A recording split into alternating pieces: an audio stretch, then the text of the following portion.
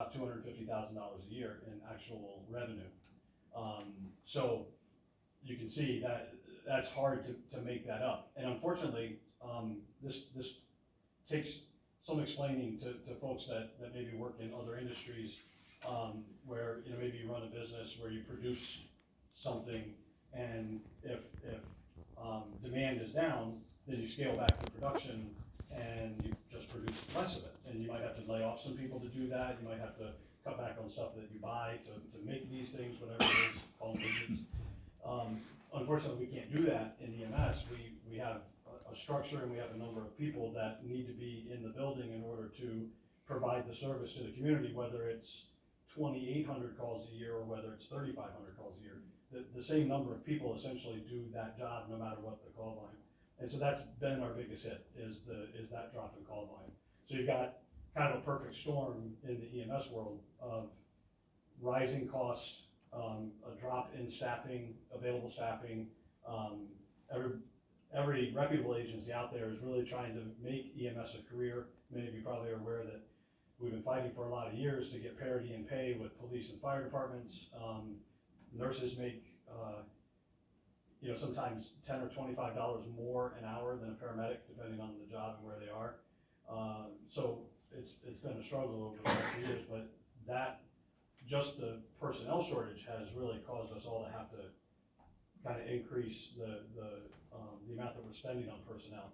And that, coupled with our loss in call volume, is kind of the perfect storm for us. Frankly, for the last, I don't know, I've been here 17 years now, and for that long, I would say, I've always said that this community gets the best service for the dollar. You get 2 paramedic level ambulance services plus, or 2 paramedic level ambulances plus all the extraneous stuff that goes along with that a lot of other agencies don't provide, like community outreach, CPR classes, going out to Girl Scout troops, going out to Boy Scout troops, whatever the case may be, all those types of things that we do. Car seat, we have 4 car seat technicians on staff now. So we do car seat checks around the clock. We have grants for car seats. We swap out car seats for people that can't afford to buy their own car seats. So we do a lot of stuff for the community, and frankly, for many years, you've gotten a great bargain, and we've been able to do that and been very responsible, I think, with the taxpayer dollar. I think now it's still going to be a bargain, in my opinion. I come from Bethlehem, where I think the budget there in EMS is somewhere around $2.5 million of tax dollars. I don't know the exact number, but it's close to that. And here in the past few years, what did you say our year was last year? Had $209,000 last year in tax dollars. So for the same level, if not better, service. So that's the short of it. I'm happy again to put together something a little bit more formal that kind of lays out some of the very specific areas that have hurt us over the last few years, how we've tried to mitigate those ourselves. There's a lot we consider for 2 or 3. How many times did we meet? We got probably 10 hours into these talks ahead of time trying to figure out a solution, and I think that we could spend a lot more time going over that here, but I don't want to waste your time. But I'm happy to put down some key points, and they can give it to you before the budget workshops. I have a question though. Sure. Do you what kind of funding do you get from state aid? Do you get any? Zero. You get 0. Yeah. So the term essential service is often in the news, especially as it relates to EMS, police and fire, and some say, I haven't actually seen it in writing, but some say garbage service is an essential service, but EMS is not. So EMS was created many years after the picking up of garbage and the provision of police and fire services, and those things were written into the general municipal law. EMS came out of the public health law and did not have the same support and backing from its origins. So that's been a fight that's going on now in Albany, trying to get the lawmakers there to make EMS an essential service that would make us eligible for it. It sounds logical. You would think. I think if any community And it's happening all over the state. There's another thing you can Google easily and see how many EMS agencies have closed their doors It's sad. in the state over the last couple of years, and it's a lot. And I think last year it was 41 or 42 agencies in the state. And, you know, that's why, the funding just isn't there. The bulk of our call volume is Medicare and Medicaid. Medicaid is the worst payer. Medicare is the next worst. You know, we love somebody that has commercial insurance, because it helps offset the $100 that we might get from a Medicaid patient, for a transport for a Medicaid patient. So, and, you know, we're not like a doctor's office. We can't say, we're not gonna be a Medicaid provider, or we're not gonna be a Medicare provider. If somebody calls 911, we have to go. So it's not an essential service, but we're obligated to respond when somebody calls 911. Well, then it's So- an essential service, and I think that's something that Right. the community doesn't know this. And if people were aware, maybe they could help you fight for more funding. Yeah, I mean, in some ways, EMS as a culture, I guess maybe is the best word to use, can be our own worst enemies. Like, we have not historically, it's getting much better, but historically, we have not been the best. I don't mean Volusia Rescue, I just mean all the way around the country. Haven't been our own best advocates, and we really should be. You know, when there's EMS on the Hill Day down in Washington DC, you know, you might see a couple thousand EMS people floating around Capitol Hill trying to meet with their various representatives. When it's Fire Department Day on the Hill, there will be 100,000 of them down there fighting and talking with their, I don't mean fighting with their representatives, but fighting for what they need. You know, when it's National Fallen Firefighter Memorial Service at the state campus there, the plaza is packed. You can't walk through the place. And at the EMS Memorial, there's like 200 people in May when we do that. So I've been every year for the last 15 years. But so, you know, I mean, we have been kind of our own worst advocate in that way.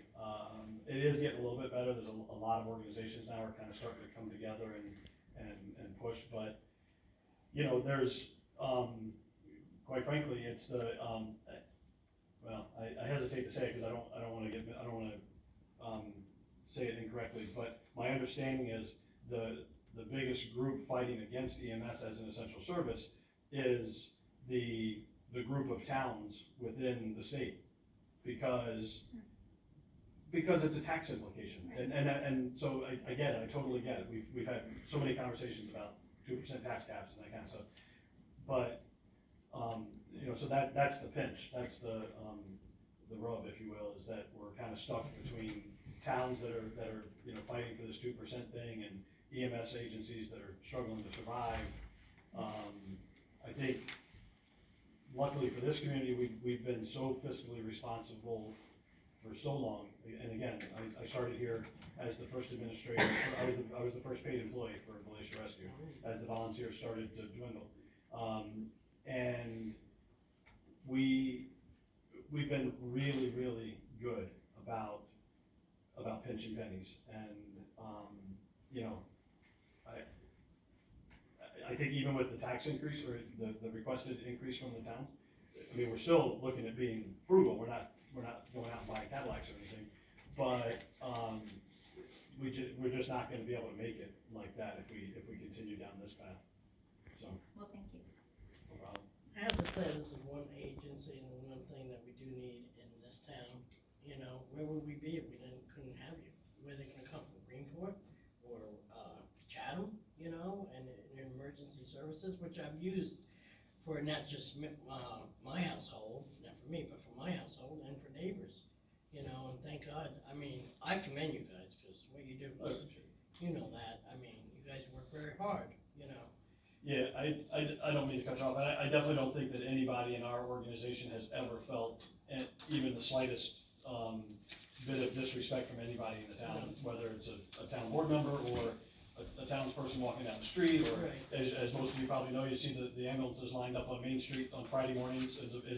That Friday morning breakfast has been a regular, even with certain changes of staff on Fridays, that Friday morning breakfast has been a staple of that organization since I started 17 years ago.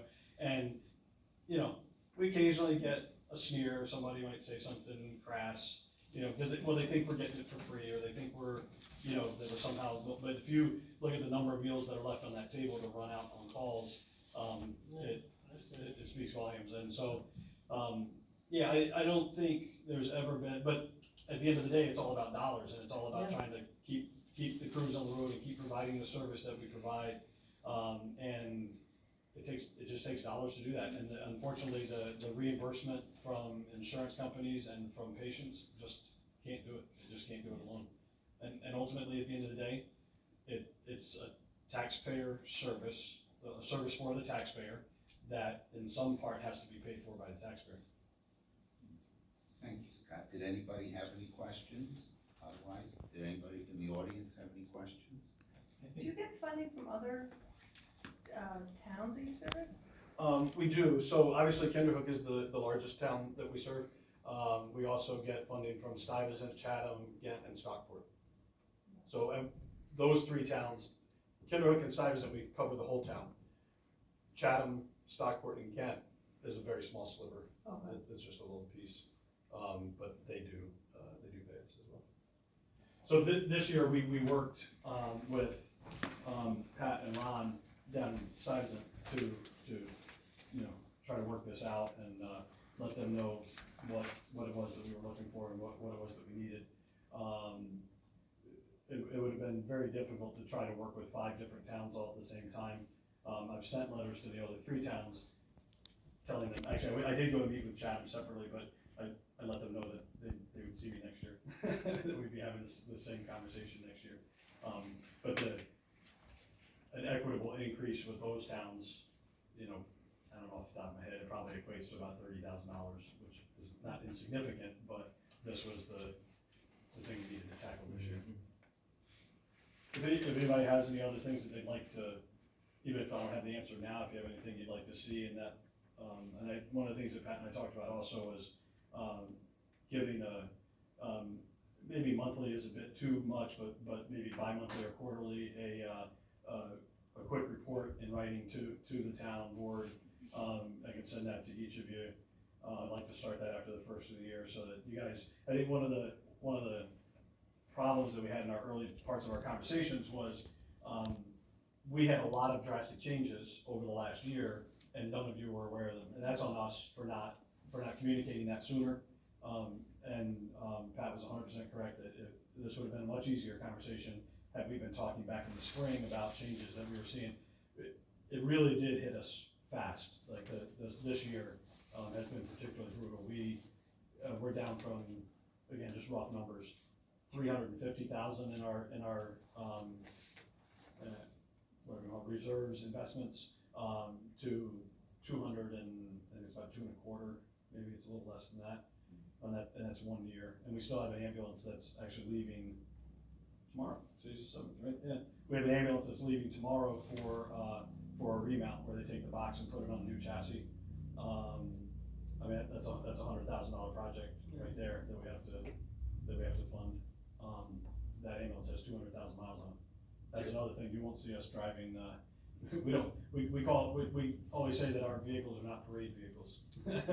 We don't polish them up to put them in parades, they're working vehicles, Right. you know, we get 200+ thousand miles out of each of those ambulances. Just to give you some perspective, their annual budget is $1.5 million. Yeah, 1.6. 1.6. It's actually gonna be a little less next year, like I said, we've been doing our fair share to try to pare back a little bit where we can, and we've changed a lot of vendors, we've joined some buying groups, that are like large hospital buying groups that have allowed us to be able to buy some supplies, a little less expensively. So that's not, you know, out of $1.6 million, 1.2 is related to people. So, you know, changing out who puts the floor mats down in our building isn't gonna solve the problem, or changing out, you know, what buying group we get our office supplies through isn't gonna solve the problem. But it helps, if we can save 10,000 here, 10,000 there, it helps. But, you know, like I said, out of the 1.6, roughly 1.2 or 1.25 is related to staff. I'm glad Scott gave me that exact number, just give the board some perspective. 1.6 million is exactly what we spend just on our highway department for the entire town of Kinderhook, and they're covering 4 or 5 other towns in addition to it, and plus mutual aid calls elsewhere in the county, Yeah. so they've got, yes. I venture to say we might be, if we're not the largest employer in the town, we're close. We have 35 total employees, 12 full-time, 12 out of the 35 are full-time. We do all of our own billing in-house, we also bill, coincidentally, we have to have a connection, we bill for Albany County Sheriff's EMS unit. So that helps generate some revenue to offset the cost of our builder being in the building. Our training and community outreach guy generates about, he didn't quite get to half of his salary this year, but, he generated a little over a third of his own salary this year in teaching courses all throughout the county. We don't just teach courses here, we teach Right. all the CPR courses and first aid courses for like Whittier, Livingston Hills, lots of nursing homes all around. There's really nobody else in the county doing it but the hospital, and they don't really get out there too much. Yeah, I just wanted to add, they may be one of the largest employers, but they really are a local resource. I can tell you, my family just recently went through some pretty serious medical issues with my wife's family. And one of the squad members came to their house on his time off for a month just to see how things were, because he felt so badly about what happened to my wife's mother. So that's the sort of community rescue squad we Right. have. And to put it into even better perspective, I didn't know that happened. So this person didn't do that to try to get some sort of accolade from us. Right. I didn't even know that until Andy just said that, so. My in-laws neighbor kept saying, the rescue squad keeps coming. The guy comes over and he wants to see if anybody's home because he's so upset about what went on and he wants to see everybody. And he eventually, when they got home, were able to see him. But Yeah, that's a lot the of- sort of community resource you have. Yeah, like I said, a lot of our full-time staff, of those 12 full-timers, I'm not full-time, by the way, as the executive director, I'm a part-time employee. I think 8 or 10 live in the town or in Stuyvesant, and I know one lives in Chatham, so just not too far away. I think almost all the full-timers live Yeah. right here in town. A lot of the part-timers come from elsewhere. Well, while you're here, you wanna let everybody know about that chicken dinner you guys are having? Which one is that You one? guys Is that? having one at the Valatia? Right here? The fire department. Fire, okay, the Oh. fire department, That's the- Yeah, it's not- not us, yeah. okay. No, we do we don't do it as a fundraiser, we actually spend money to do it, every year at St. Luke's Church Right. Yeah. in March. Yeah. We do one of the Tuesday night dinners.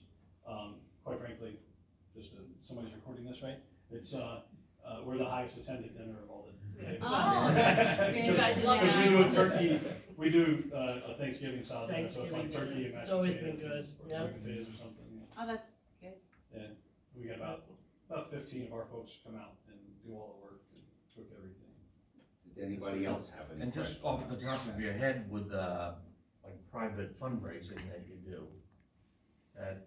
It helps. Just, Yeah, it helps a little bit. I mean, our Like, golf tournament, I mean, the number, if it was like, how much we raise per man hour, it would be pennies.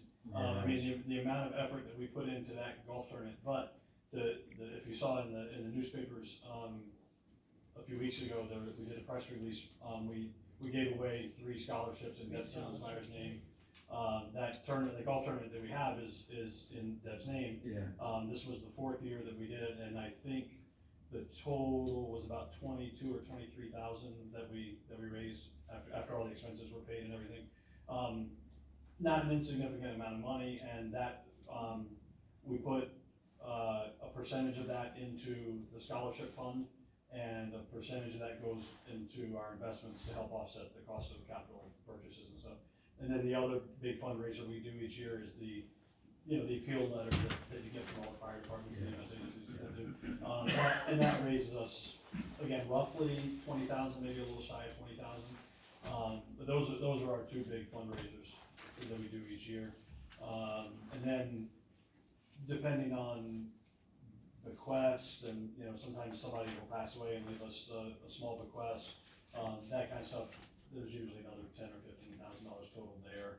We don't call that fundraising, but donations. Right, donation. Yeah, so roughly 50,000, somewhere in that ballpark. I used to spend a lot of money on the money down Well, that's, yeah, so. Remember that? Yeah, so we decided to, we scratched the concept of the money doll after a number of years, and now it's just an appeal letter, much like what you get Yeah. from the fire departments. Fundraising so far this year is 44,000 and change. Did anybody else have any questions for Scott? Cause we gotta go through the budget still tonight, but thank you very much, sir. Absolutely. Thank you, Scott. Thank you, Great Scott. seeing everybody. Okay. Good to see you. Yeah, I just told that story, I appreciate that. If you later on, just shoot me an email, let me know who that was, and I will. I'll make the time. Yeah. All right, great, thanks. Okay, we'll go into, I don't have it on the agenda, but we published it, to go through the budget. They've got a copy of the budget up here if anybody needs it, the tentative budget. This is, we go from tentative to preliminary to final, the final will pass November 6th. And in the interim, we're gonna work on these. I'll just start with the debt schedule, which is a separate sheet. I'm not gonna go through this line by line, but every year I provide this to the board and the public, it's on the website. Next year, these are all, It's one up here. Yeah. Let me get you. next year, we'll be retiring 4 of these bonds. You can see on the right-hand side, that's the date, the final payment. We'll be done with 4 of them. We've only got another for the garage, which is the big one. We'll be done with one in 2025 and the other one in 2026. So that $1.4 million garage will be paid off pretty quick. We're paying off $100,000 worth of principal. That last number you see on the bottom for 12/1/2020, that is an estimate. We're doing what the rescue squad is doing. We're taking the chassis for truck 19 and truck 22, putting new bodies on them, new plows, and stripping and sealing the chassis themselves, so that we can, so that you can get some more mileage out of them. I will have a firm number as soon as we get the bids in for that bond, but that's approximately, that's 3%. So, did anybody have any questions on the debt service? If not, I'm gonna go right into the budget itself, the tentative budget, if everybody has a copy of it. And if you turn the cover sheet, there's a summary sheet, and then we'll start with page 1. Interrupt me if I'm not being clear or if you've got any questions. Right in the center, highlighted, is what was the final figure for last year, and that thing, 20 to the right, 2020 tentative is the proposed. This is a wish list, okay? Not everything here is gonna come through. We submit budget requests to every department. We also, I do a certain amount of, we did Ronnie Knott and I, Supervisor Knott, I should say, met with Rescue Squad. We had 3 or 4 good meetings where we went over their proposal, so there's a lot of backstory here. Okay, town board, this number's been much the same for years. There's no changes there. Justices, there's no changes in the judge's salary. One of the judges asked for an increase for the clerks. Again, it's much the same as it was in previous years. Supervisors, the same as long as I've been here. Personal services is the clerk bookkeeper. There's a new item in equipment. The supervisor's computer just died when I shut it off the other day. Wasn't gonna leave it on, but it didn't come back to life. So, we need to buy a new computer for in there if the board chooses to.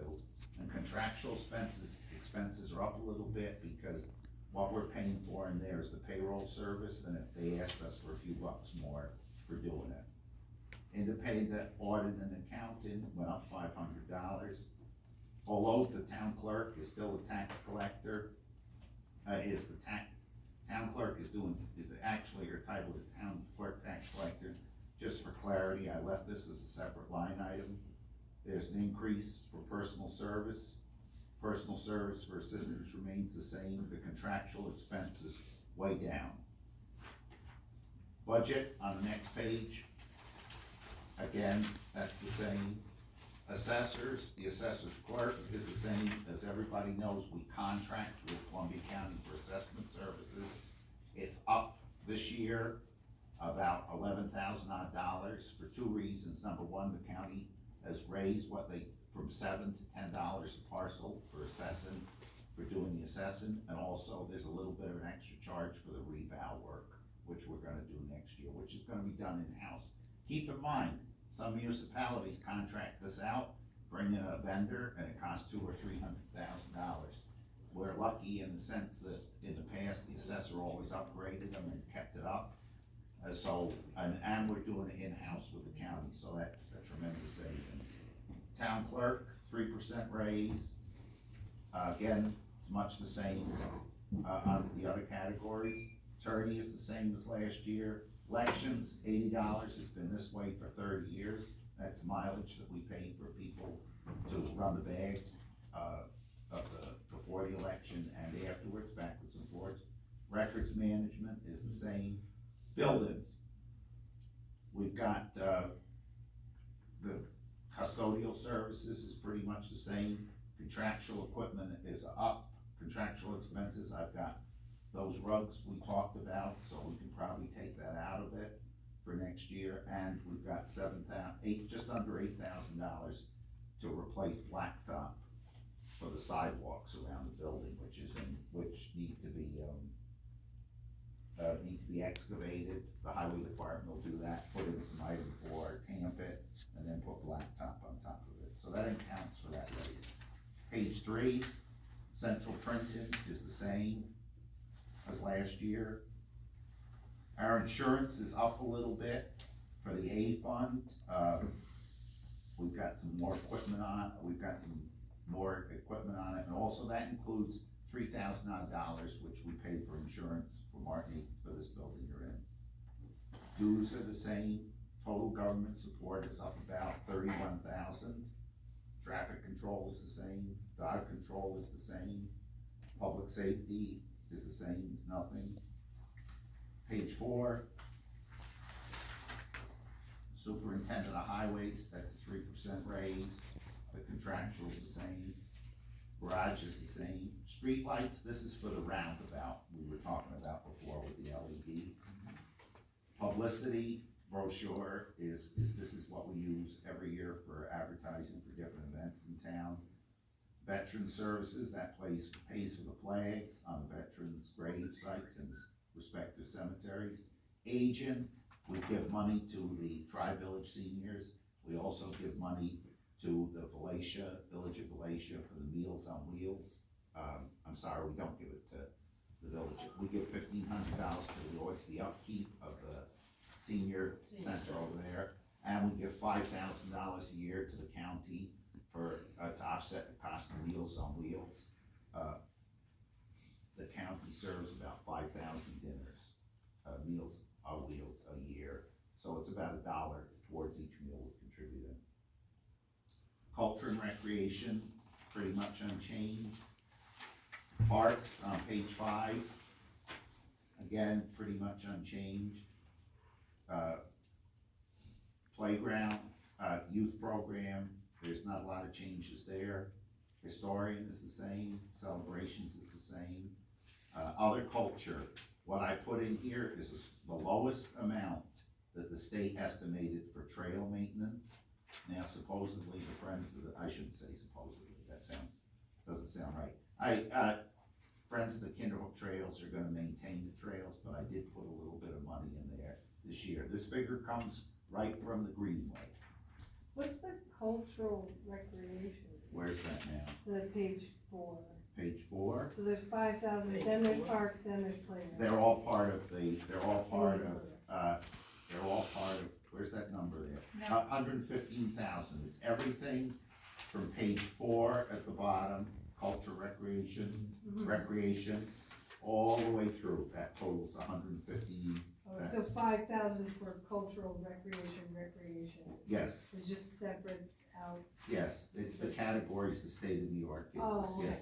And you mentioned trail maintenance, does that also include the patrolling of the trails? No, that's the sheriff's department's gonna take care of So that. we don't have to pay them? No. Okay, No, hope not.